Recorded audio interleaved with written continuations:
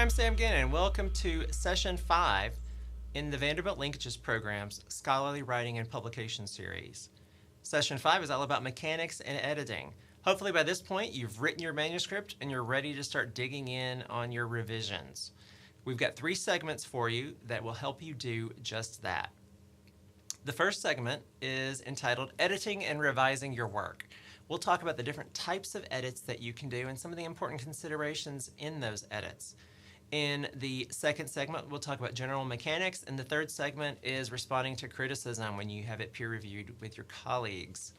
So let's dig in, editing and revising your work. This is probably one of the most difficult parts of the writing process because a lot of the editing that we need to do are things that we don't actually see when we read our paper, or we don't notice them. Perhaps it's a word that was omitted, but in our minds, we know exactly what we meant, and we read the word as if it were there. Or punctuation, we know exactly the way we wanted to write it and how it sounds as we read it, but that's not necessarily how other folks would read it because of the punctuation or the word choice. So editing is a difficult process, and hopefully you'll take the first couple of passes at your work on your own and then hand it off to a peer or a proofreader or a copy editor to look at for you to help you with that. So, what's the most important consideration when editing and revising your work? So think about you specifically in your work and your history of reviewing your own papers and your own writing.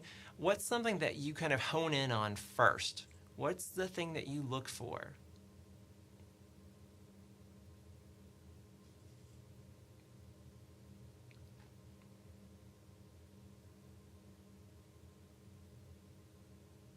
I know for me, when I review my writing, I look for omitted words because that's something I will constantly do because my brain is working faster than my fingers can actually type. So I have a tendency to miss words or skip a word.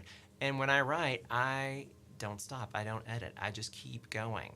And unfortunately, sometimes it looks like nonsense, but I really want to focus on getting the words out and onto the page. That's one of my goals. And I'll do a little editing here and there for clarity and just to make sure that my thoughts were expressed correctly. But for the most part, for me, it's looking for those missed words, that something actually says what I meant it to say, all of those things. Hopefully you'll get some tips and tricks in these 3 segments that will help you with your own editing and revising.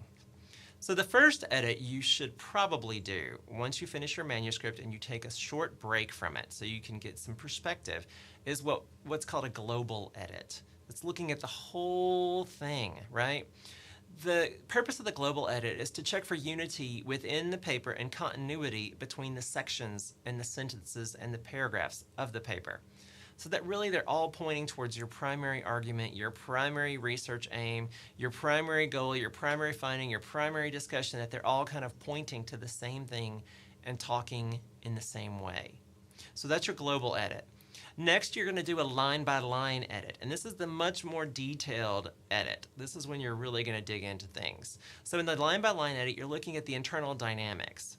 How do the sentences work together? How do they hang together? You're also looking for a sense of direction. Again, that unity and continuity.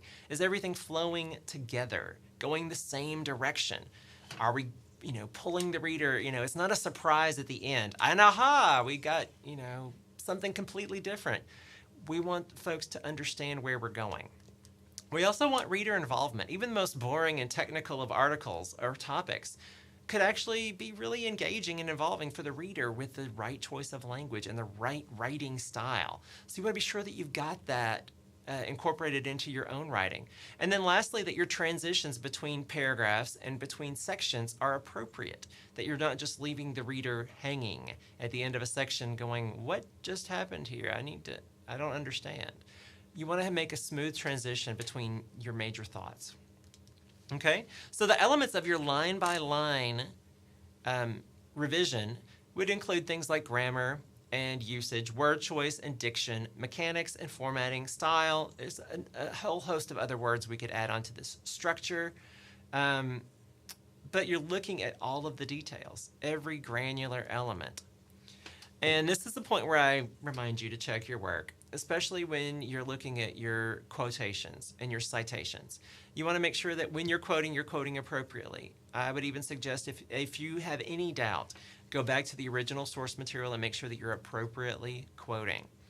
If you're doing paraphrasing, read the paraphrase. Make sure this is your own writing, that you actually are paraphrasing, that it's not a close copy, because a close copy is actually plagiarism in our book.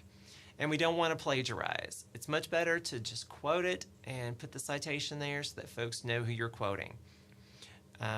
We gave some guidelines for paraphrasing back in session 2. So if you have any doubt, go back there and look at that information that we presented at that point in time.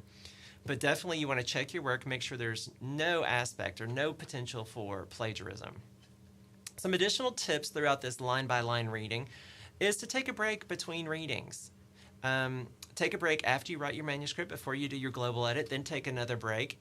Then do the line-by-line reading, and I would say that version of your edit, you'll read your paper several times or your manuscript several times. Take a break between times. Get some perspective and some clarity, right?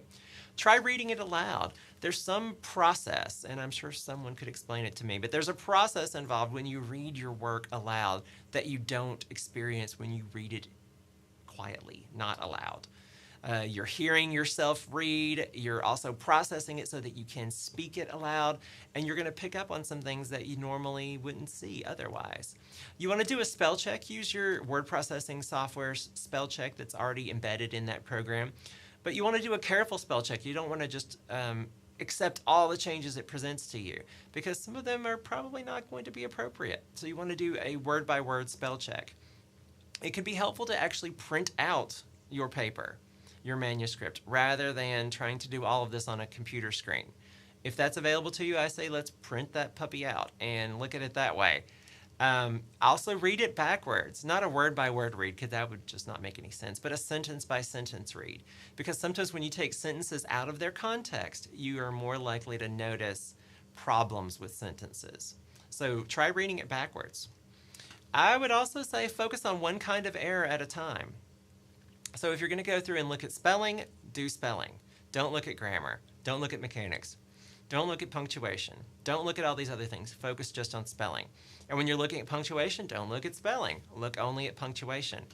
By having that kind of focus of looking only at one error at a time, you're much more likely to find all of the errors. One thing that could help in this one error at a time is to circle things. So if you're looking at tense and passive voice and other aspects of verbs, go through and circle every verb. That will also tell you if you're using the same verb over and over and over again when you could have a different word choice or a more precise word choice. You could also circle punctuation. This will tell you how many commas you have, how frequent you're using commas, or semicolons, or colons, or other forms of punctuation. This will allow you to help vary your sentence structure and the format of your manuscript.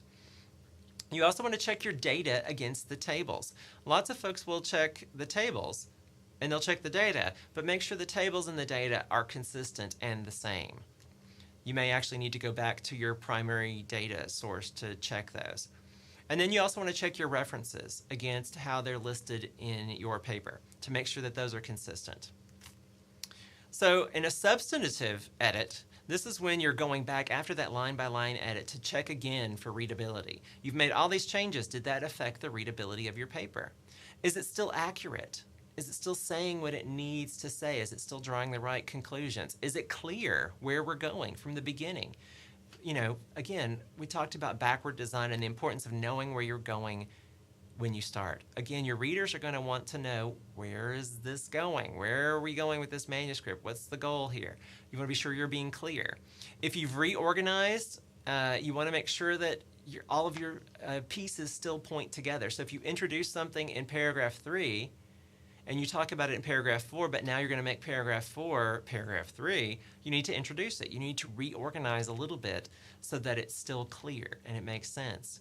You want to make sure there's a good flow between your thoughts. If you're introducing terms, you want to make sure that the flow between the terms is really good. And you also want to look at the presentation style. You don't want to have one whole page of one paragraph, right? A super long paragraph is just going to look like a wall of text. Conversely, one page that's like 30 paragraphs, which is really a lot of paragraphs, right? If it's just a whole page of a bullet list or paragraphs, you want to be thoughtful about that too. Maybe you need to combine some of those, whereas with the one long paragraph, you might want to break that up a little bit. So that substantive edit is going to come after your line-by-line edit and really help try to bring everything back together. When you're doing copy editing, this is a little bit different. This is kind of when you're getting ready to send it in. You've got what we might call your final copy and the way that it's going to look and the way that you will be submitting it to the journal. Again, you're going to look for spelling changes. You're going to look at grammar, punctuation, syntax, word usage, consistent style. You'll make sure that if you're using passive voice here, you're using it everywhere. If you want to make sure, if you're not using passive voice at all, that you've gotten rid of it. If you're using present tense or past tense, you want to make sure those are consistent. Your formatting needs to be consistent. If you're using indent for all of your paragraphs, that needs to be consistent. Any inconsistencies need to be addressed as quickly as you can to get that final version ready. If you need permissions to use a table or a chart or a picture or a graph or sourcing those items, you need to have those in place and in your acknowledgments. Checking your references should be done at this point again. Things can change. A version between one version and the next, something could drop out. So again, go back through, check your reference list, make sure that all of the references listed in your works cited are actually appearing in the manuscript. Sometimes you might cut one and go, forget to go back and take it out of the list of works cited. Again, checking your data against the source data and checking your figures against the source data, and then checking what's in your text of your paper against what's in your tables or your figures is also important when you're doing this copy editing. So these are some of the important considerations. In the next two segments, we'll dig deeper and talk about mechanics and criticism.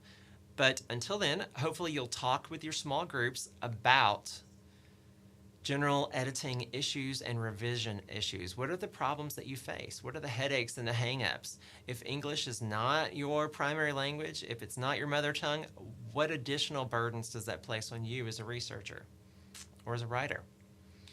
Please let me know if I need to add anything, subtract anything, or change anything. I'm always ready to edit my work. You can reach out to me, my email address here, and good luck with your publication.